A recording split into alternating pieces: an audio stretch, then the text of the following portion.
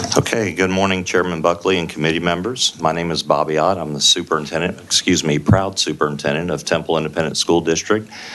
We are an urban, one high school, 6A district, 9,000 students.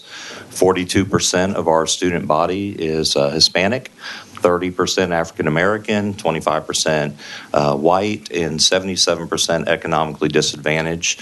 We also serve 1,694 special education students, and that's roughly 18%.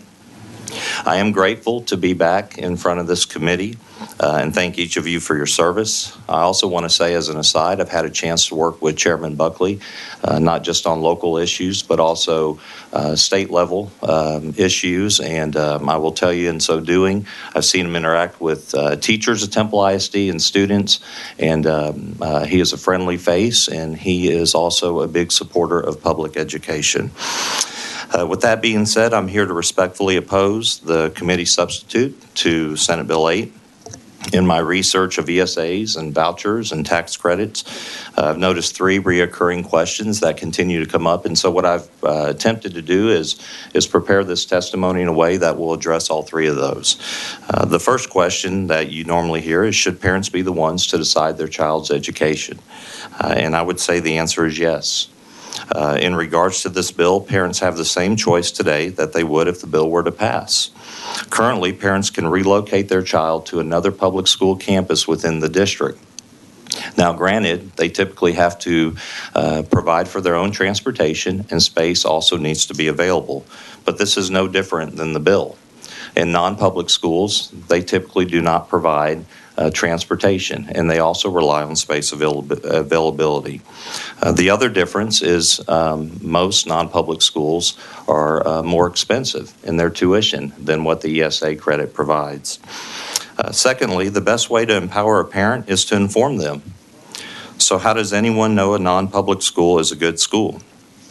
Parents are the ultimate judge, but when it comes to spending taxpayer dollars, there must be transparency and accountability for all taxpayers, not just parents of school children. In Temple ISD, or in the city of Temple, we have a lot of people that pay taxes, and they don't send kids to school, but they demand to know how their taxpayer dollars are spent. And so public accountability is important in that. Lastly, government provides services to the masses, and we know that. And two of the most important services I think we all would agree on are education and safety. If the local police force is not meeting my safety needs, I'm not allowed to use my paid city taxes to subsidize my home security systems, right? Or anything of the sort. The existing precedent for financing personal choices beyond government services are paid for with our own dollars. Question number 2, should students remain in low-performing schools? The answer, absolutely not. And I will tell you, I'm very passionate about that. Very passionate about that. It is heartbreaking, and it should be something you take very personal. Even though this bill looks like an opportunity for every student to parachute, the reality is that is not the case. Transferring to another school requires transportation, guaranteed admissions, and resources beyond what this bill provides. So the way to address a failing school is not through a provisional parachute for some. It's by investing in all. I have turned around failing schools in multiple districts, and that is a fact. And I will tell you what it takes. It takes technical assistance, professional development. It takes replacing incompetent staff in leadership. I will tell you that. And a targeted plan for every child. There is an inconsistency between the substitute and the current accountability requirements. This bill allows a voucher after 1 year of an F campus or an F campus rating, but the state gives school districts 2 consecutive years to identify its areas of improvement before even submitting a turnaround plan. Nobody should be in a failing school, but this bill is not the solution. ESAs would leave many children behind. Investing in the failing campus as a whole would support every child.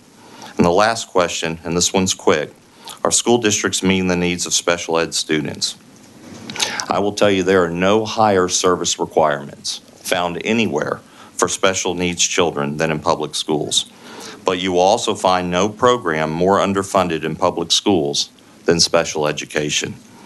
The Texas Commission on Special Education Funding shows that Local school districts and taxpayers are subsidizing special education by almost $1.9 billion.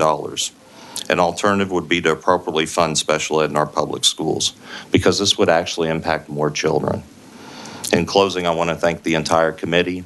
I appreciate all you do, and however you want to do this, I'd be happy to respond to questions, or we can pass on to my colleagues. We'll do the